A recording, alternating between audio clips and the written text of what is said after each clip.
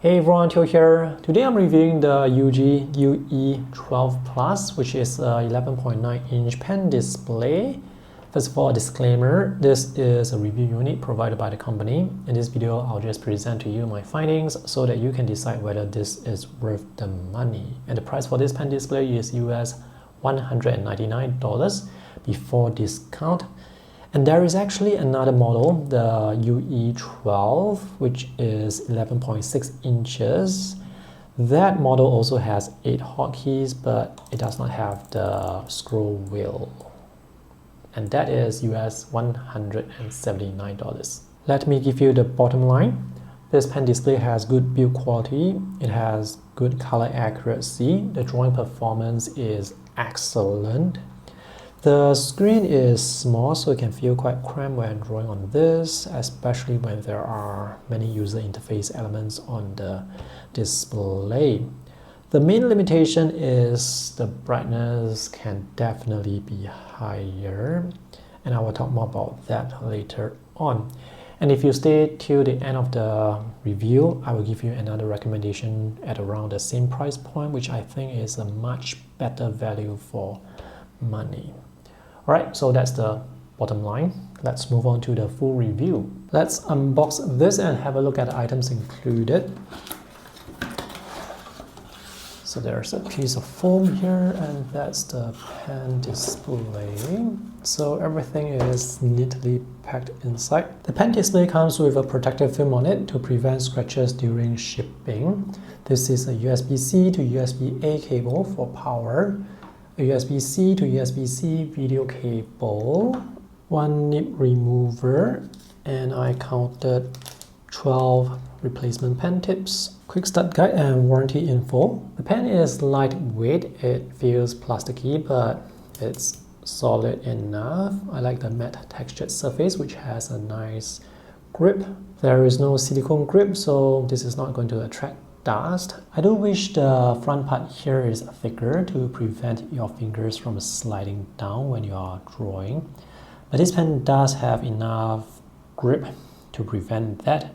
Anyway, if you want to make this thicker, you can buy one of those Apple Pencil grips and put one here. There is slight movement with the pen tip when in contact with the drawing surface. Some people prefer a firm pen tip, but I'm fine with this. The pen supports tilt and slightly over 8,000 levels of pressure sensitivity. There are 2 side buttons here which are customizable. There is no eraser at the back of the pen. This is not powered by battery, so no charging is required. Let's remove the glossy protective film. So this is how the pen display looks. It's glossy on this side where the buttons are, and the display has a matte textured surface. If you look close enough, you can see this is a matte screen protector. This is not matte textured glass, which is to say that it may develop scratches with usage over time. So this design looks good. It's a rather clean and simple design. There are 8 hotkeys by the side. The hotkeys have good feedback when pressed. This is the scroll wheel with audible clicks. There is no button in the middle, so if you need to switch functionality for the scroll wheel, you have to assign one of the hotkeys to do that. This pen display is quite thin, thinner than most laptops, and you can see the glossy side with the parallel line pattern. Now this top part here is actually higher compared to this part here. So this part here is higher compared to this part here, and this is matte textured. On the back there are 2 big pieces and 2 small pieces of rubber with good grip on the table, and that's the Ugee logo, and this is matte textured. On the other side there are 2 ports. This smaller one is for the 3-to-1 cable, which is sold separately, and this bigger one is for the USB-C to USB-C video cable. There are actually labels beside, but the labels are not that obvious. At the top left, you can find the power light indicator, a power button that you can hold down for 3 seconds to use the pen display as a pen tablet without the display. These two buttons are for adjusting brightness, and you can press these two buttons together to switch between sRGB, Adobe RGB, and P3 mode. And lastly, here at the bottom, there is the pen holder. I've just connected the pen display to the MacBook using the USB-C video cable, which is 1.5 meters long.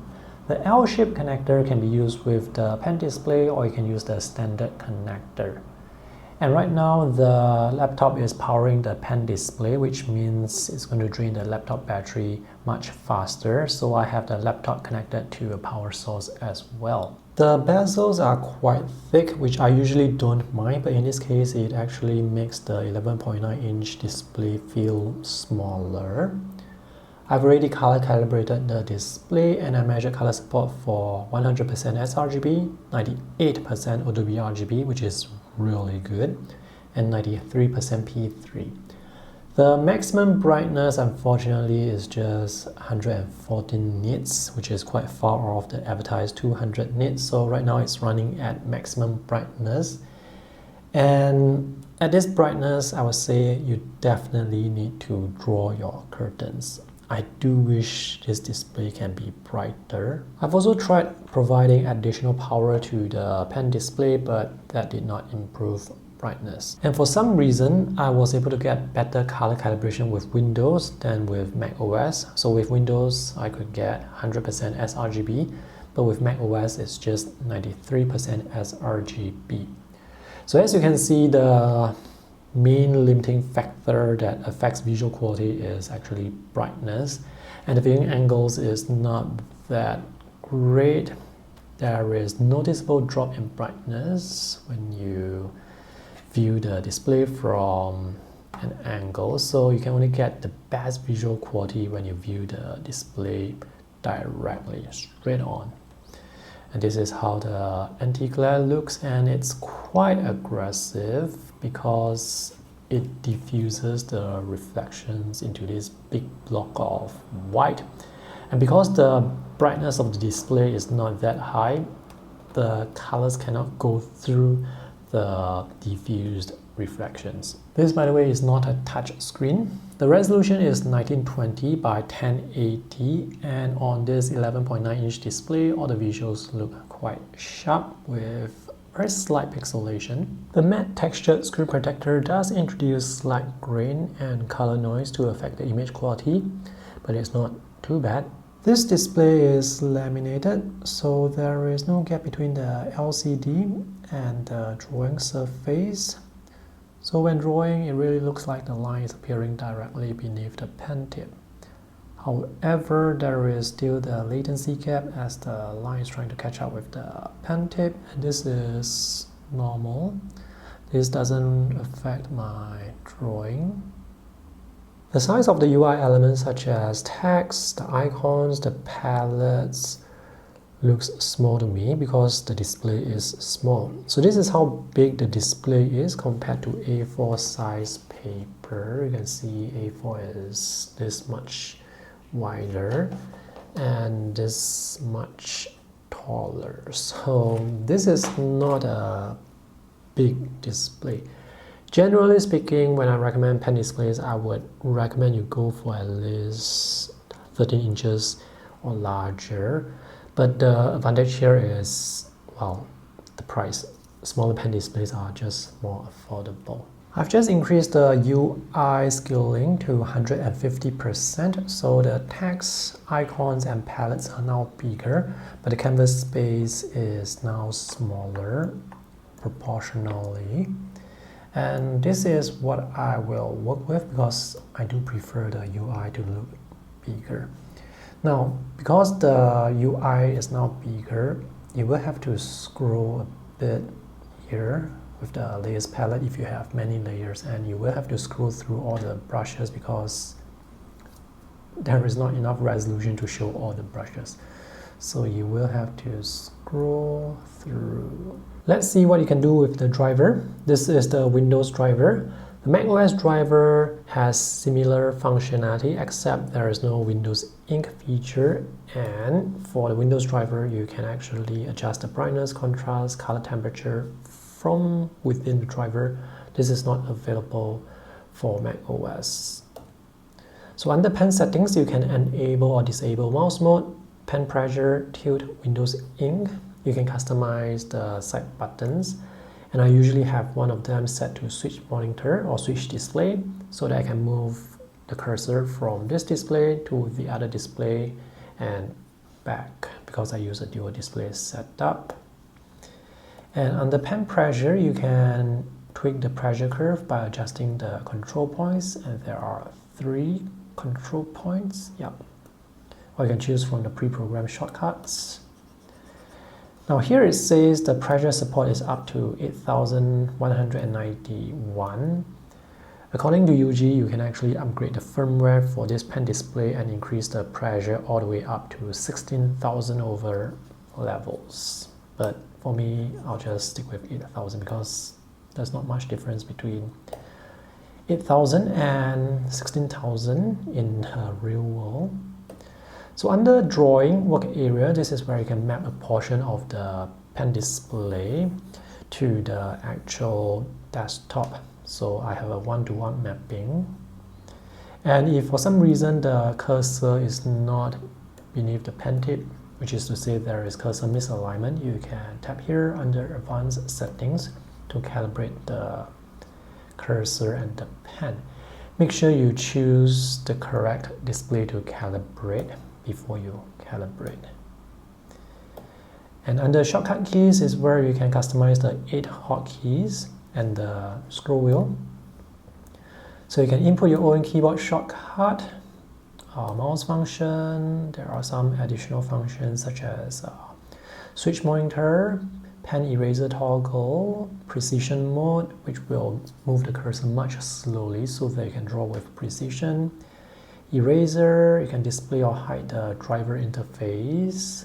You can set one of the buttons to switch ring function, which will switch the functionality for the scroll wheel. You can have the hotkeys run applications as well, or even shut down the computer. There are also multimedia controls. And under the roller here, there are 4 pre-programmed scroll wheel shortcuts for zoom, scroll, brush size, and rotate, and you can add another one. It is not possible to disable these 4 shortcuts, and this last option is not working.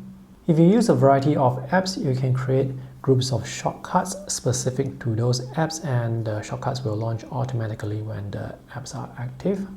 So to do so, you just have to add the apps you want here. For example, you can add Photoshop here, customize all the shortcuts for Photoshop, and then add another app maybe for Adobe Illustrator and create another group of shortcuts for Adobe Illustrator. And lastly, this is where you can save all the shortcuts. Time for some line tests. The app that I'm using is Medibank Paint Pro, and this is how thick the brush is. Let's test the initial activation force. So I'm going to draw some thin lines very slowly. Thin diagonal lines. This is also to test for jitter, if any. Okay, let's zoom in and have a look. So the lines are actually quite straight.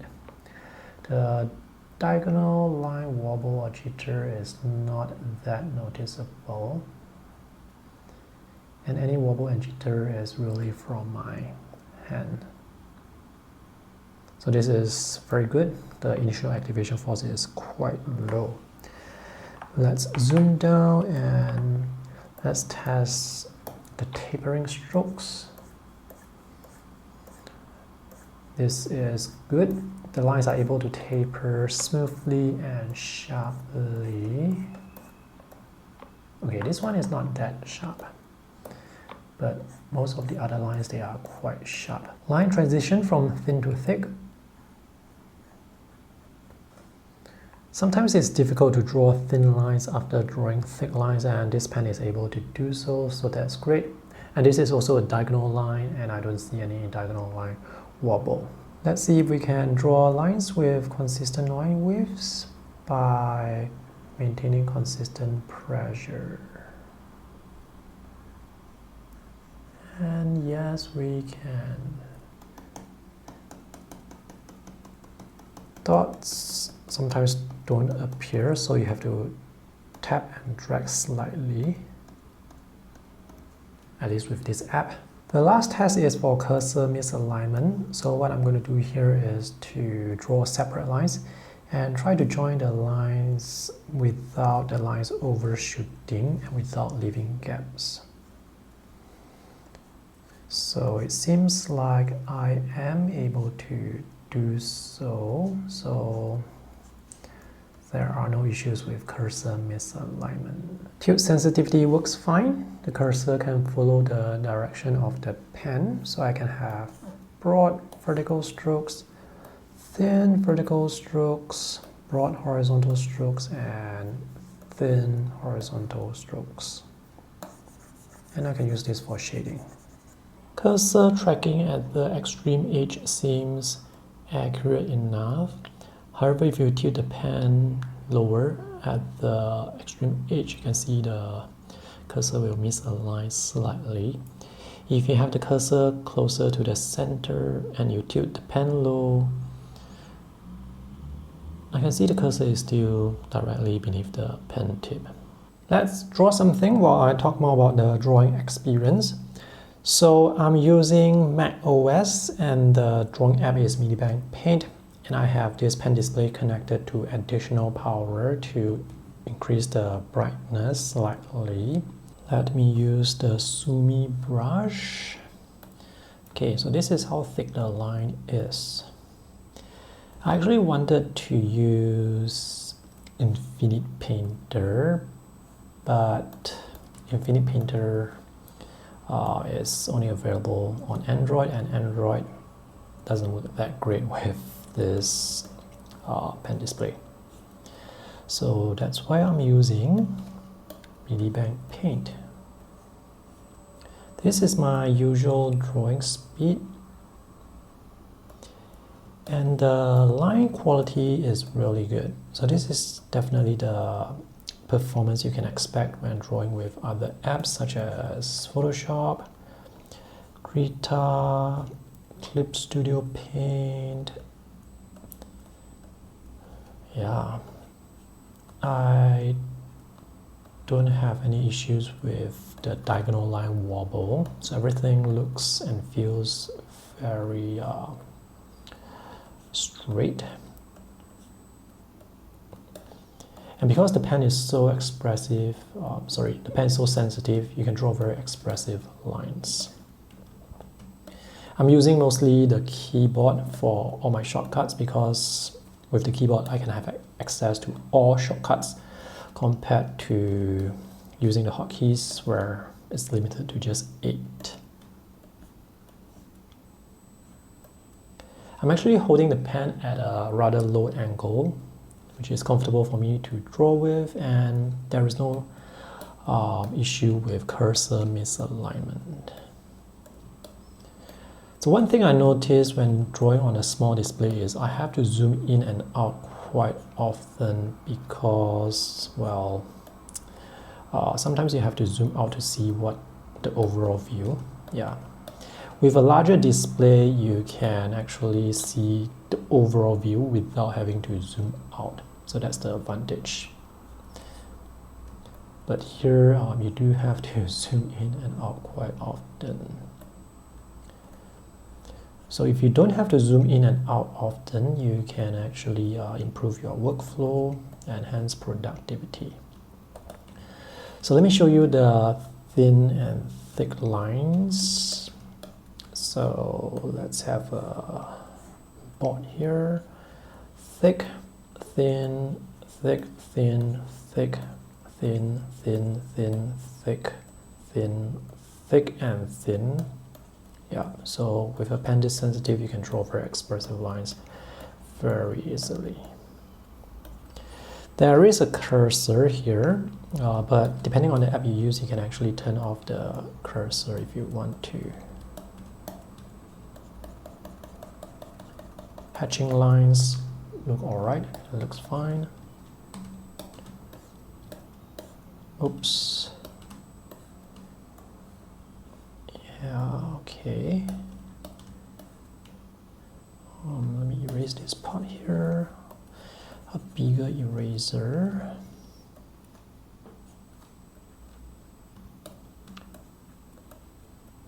I'm actually drawing a shop by the street here in Singapore. Yeah, so notice the thin and thick lines. This really helps make your sketch look more interesting because you have varied line widths. So as mentioned earlier, the line quality here is definitely good enough for creating professional art. If I need more drawing area, I will have to hide the palettes by the left and right. Yeah, so this will give me a larger area to work with for drawing. If you switch, you like to draw with lots of tools and you switch between tools quite frequently, you will definitely benefit with having the palettes by the side. And hence, you should get a larger pen display.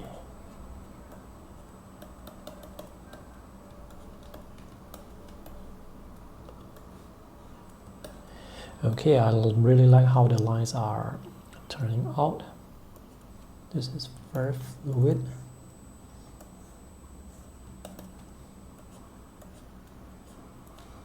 And I'm holding the pen at a rather low angle, which is the comfortable angle for me to draw with. And there is no cursor misalignment. The textured surface is quite nice to draw on, but it does feel slightly plasticky. I'm not sure if you know what I mean, but it does feel more plasticky compared to drawing on matte textured glass. So this is what I have so far.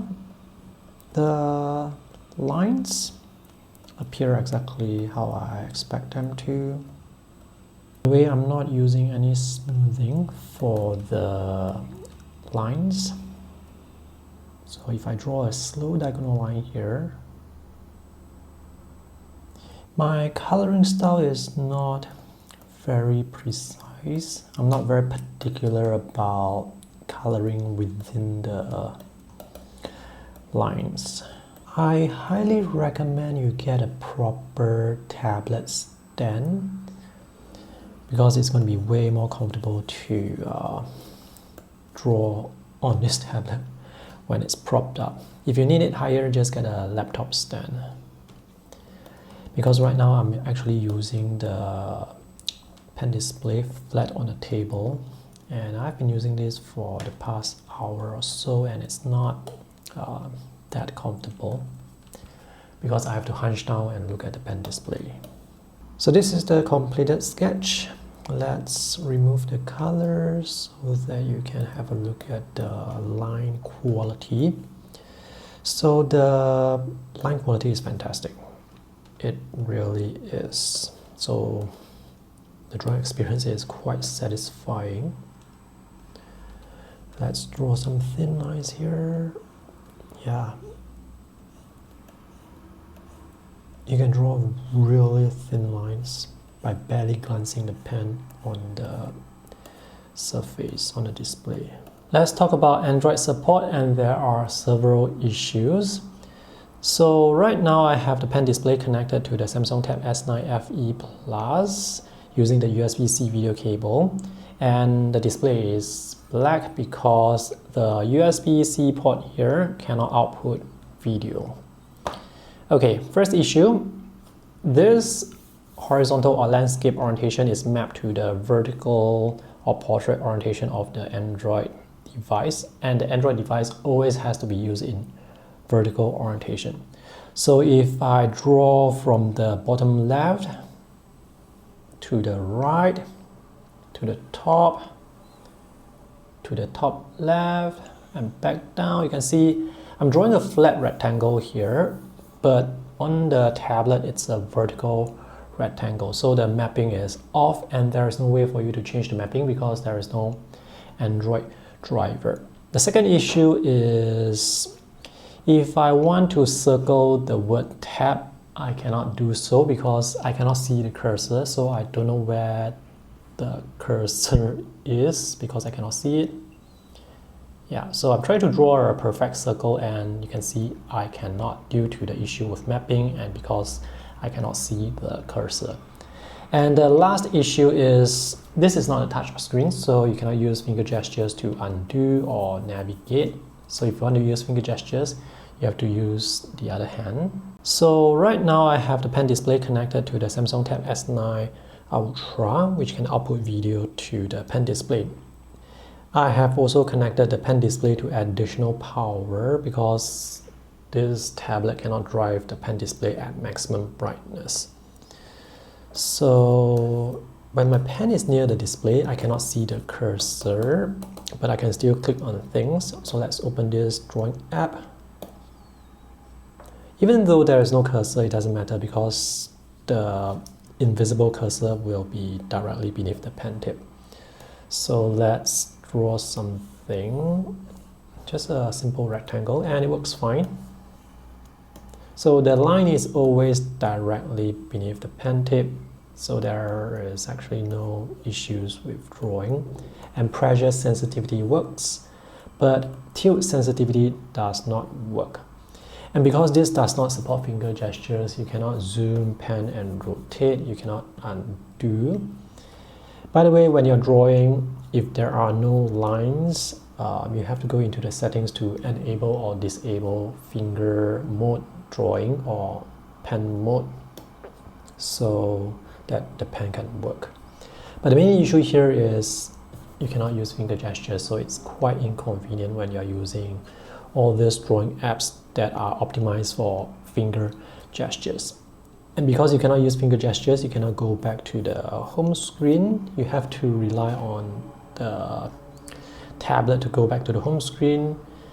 In this case, I actually have to quit this app in order to get back to the home screen.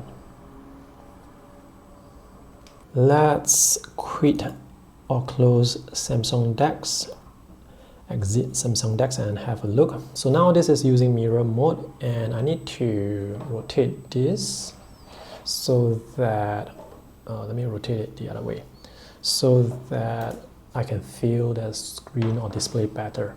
There are black bars on the left and right because this display is using 16:10 aspect ratio, whereas this is 16:9. So the pen still works. Let's open the same app again. And again, no finger gesture support, so I have to use my fingers here. Now this is better compared to Samsung DeX because now you can use your finger gestures here to control whatever is here on the pen display. So let's draw something again. Yeah, so it works. I can rotate as well, I can undo. Oops, you can see that straight stroke there because I have enabled finger mode.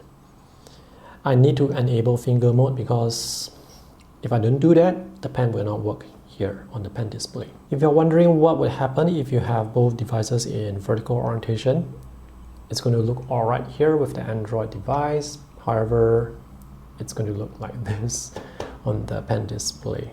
It's not going to rotate. The bottom line is this. If you want to use the pen display with an Android device, make sure your Android device can output video signal. Alright, to conclude, the drawing performance of this pen display is excellent. The colors are accurate. The brightness definitely can be higher, and that is the main limitation with this pen display.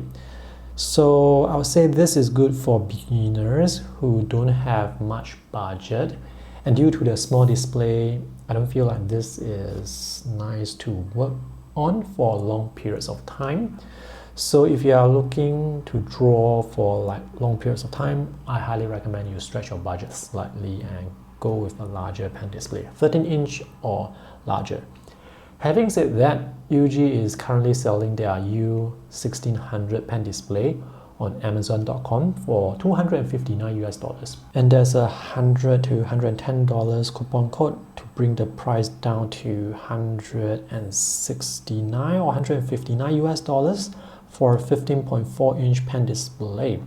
Now this pen display is a no-frills pen display with no hotkeys, but the drawing performance is really good. So if you can get this with the coupon for less than $180, this is really worth the money. This is my review for that pen display, and I measured a maximum brightness of 202 nits for that pen display, the Ugee U1600. It's a really good one.